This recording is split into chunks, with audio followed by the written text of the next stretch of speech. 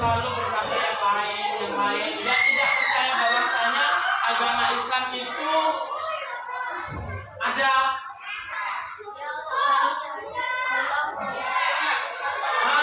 Dia tidak percaya bahwasanya Allah itu ada, yang mendustakan agama.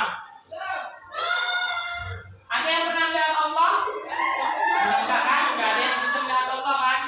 Hanya siapa yang melihat Allah? Nabi.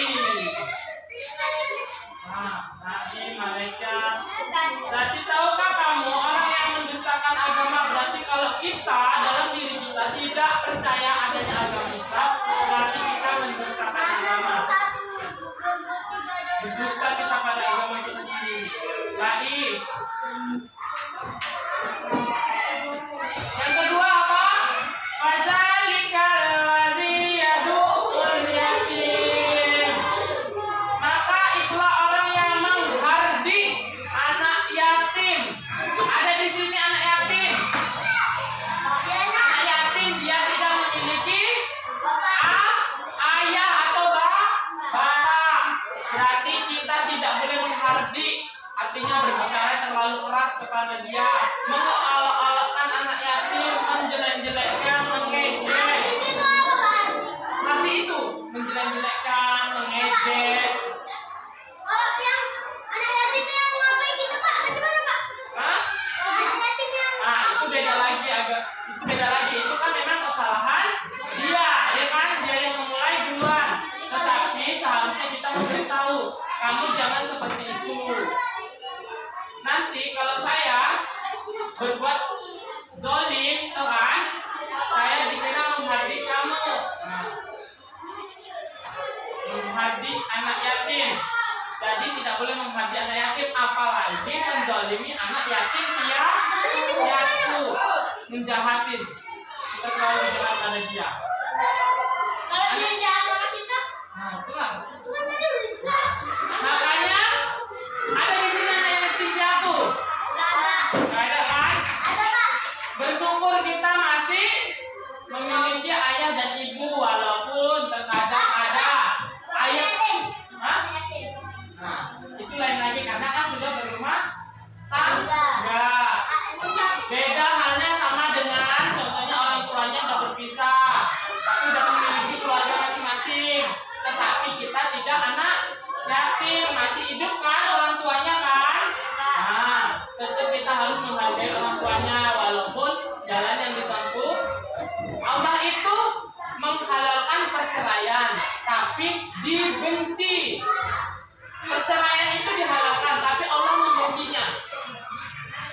Makanya kalau nanti kamu berkeluarga, usahakan ribut apapun dalam keluarga, jangan ucapkan kata cerai. Itu ingat itu sampai mati. Karena kalau sudah jatuh talak sampai 3 kali kamu seorang laki-laki mengucapkan kata cerai kepada wanita, itu harus pisah. Harus dipisahkan. Nunggu yang perempuan nikah lagi, laki-laki nikah lagi, baru pisah-pisah, baru boleh gabung lagi. Wanita mengucapkan kata cerai itu tidak masalah, karena emosi wanita tidak bisa dikendalikan. Makanya laki-laki tidak boleh mengucapkan kata cerai.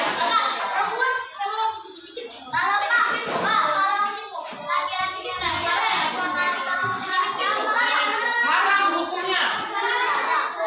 Kalau kita berhubungan suami istri jadinya zina.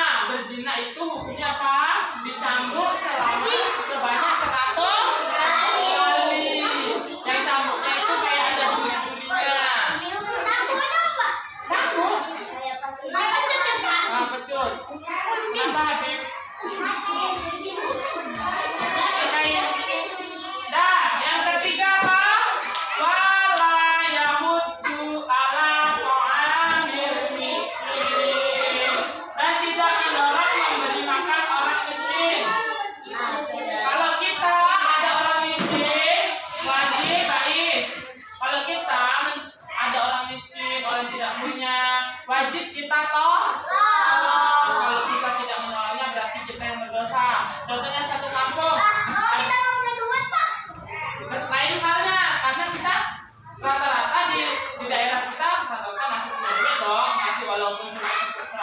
50.000 ya kan? Kan sedekah orang miskin itu nggak mesti harus banyak, nggak mesti harus uang. Nah, yang penting ikhlas, nggak mesti harus uang. Itu lain halnya. Kadang kan kalau yang di pasar itu ada yang menipu pura-pura kakinya putus padahal kakinya ditekuk, ada kan? Itu berarti dia lebih berdosa lagi daripada orang-orang yang memang mengalami cacat. Makanya itu kalau ada orang miskin, contohnya satu kampung diminta, ya kan? Ada orang miskin tapi masyarakatnya tidak peduli, berarti satu kampung semuanya berdosa. Itu begitu. 4. Maka celakalah orang yang sholat. Berarti percuma kalau anak yatim atau yatim piatu tidak kita tolong dalam satu masyarakat itu. Kita ini alim, rajin sholat, udah naik haji, udah umroh berkali-kali. Nah, itu semuanya nilainya di mata Allah nol. Tahu kan? Nah, contohnya aja, Bais. Contohnya Bais udah umroh, Bais, kamu udah umroh, kamu udah ini.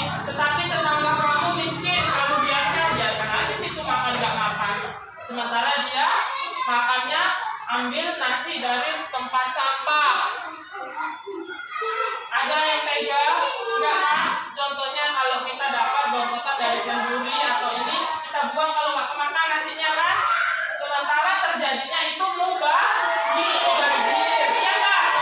Sementara kita buang di tempat sampah sama anak yatim dan miskin itu dikutip untuk makan mereka. Sementara kita tahu, kita biarkan, berarti kita yang zolim.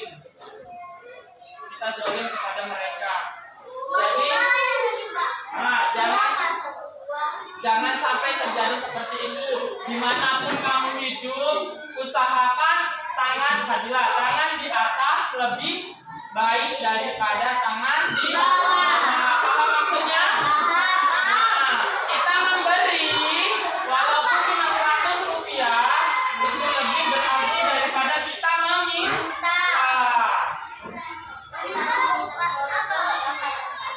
Meminta itu bagi yang tidak memiliki harta atau apapun diperbolehkan.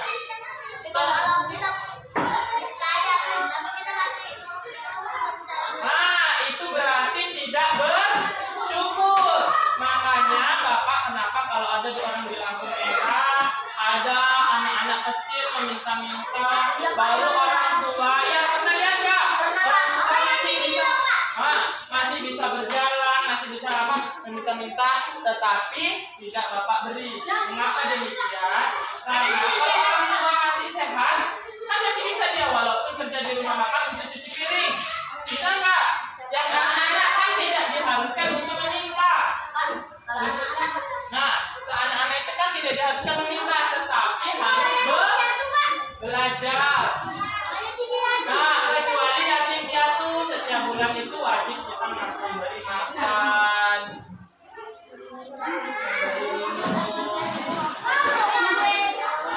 Kalau ada uang walaupun cuma 5.000, contohnya kamu ada anak yatim yang memang tidak yatim piatu, tidak memiliki ayah atau ibu, dia sementara dia dipungut oleh orang lain. Udah kan? Kita memberinya tidak masalah, berarti pahala kamu itu tabungan kamu untuk di akhirat.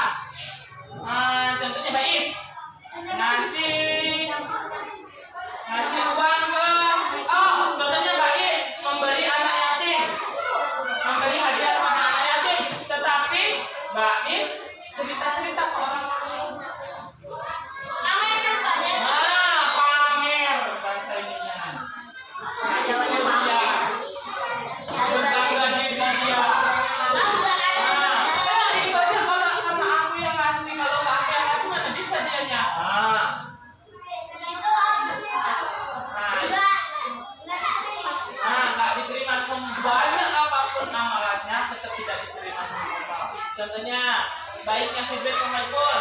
Alah, itu kalau nggak jajan dari akal, nggak kasih uang sama aku, nggak bisa jajannya dia. Makanya aku kan banyak duitnya. Nah, itu dia. Nah, seperti itu. Dia membangga-banggakan kekayaannya. Lihat dianya. Baru yang ketujuh, apa lagi? Wayam naunal maun, dan enggan memberikan bantuan. Dia tidak mau memberikan bantuan. Dia merasa rugi memberikan bantuan. Padahal kalau kita memberi anak yatim, ibaratnya kita beri 2.000, ya kan? Allah akan membalas 100 kali lipat dari 2.000. Berarti kalau 100 kali lipat berapa? 2.000 dijadikan 200.000. Tapi tidak dari hal yang tidak disangka-sangka. Contohnya, nih Baik begini naik motor, atau Wahid begini naik mobil sama orang tuanya. Ada anak yatim di pinggir jalan, dikasih aja. Rupanya dia tiba di sampai ke tempat saudaranya, dia mati dapat uang dari saudaranya 200.000. Kan tidak disangka-sangka kan? Nah, kita bertamu nanti kita dikasih uang 200.000. Sementara yang kita keluarkan itu cuma 2.000. Kasih untung berapa? 298.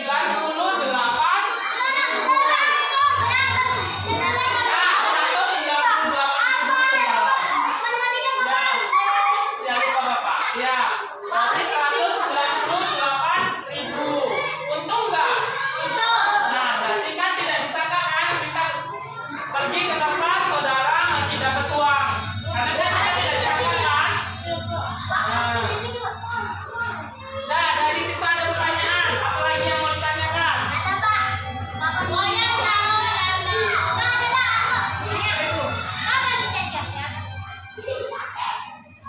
Yang namanya belajar. Nanti kalau kamu tidak ada nilainya, Bapak bilang, kapan Bapak kasih nilainya? Coba Bapak tanya sama Wahid, mau nggak kamu nilainya? Nah, Bapak itu nggak nanya kan? Kamu nanya kapan jadi kita selesainya? Kalau dalam efektif pembelajaran, selesainya itu bisa sampai 1 jam atau 1,5 jam pembelajaran. 1 mata pelajaran. Berarti kalau bisa kita buat seperti itu. 1 mata pelajaran, 1 jam mata pelajaran, sebanyak 3.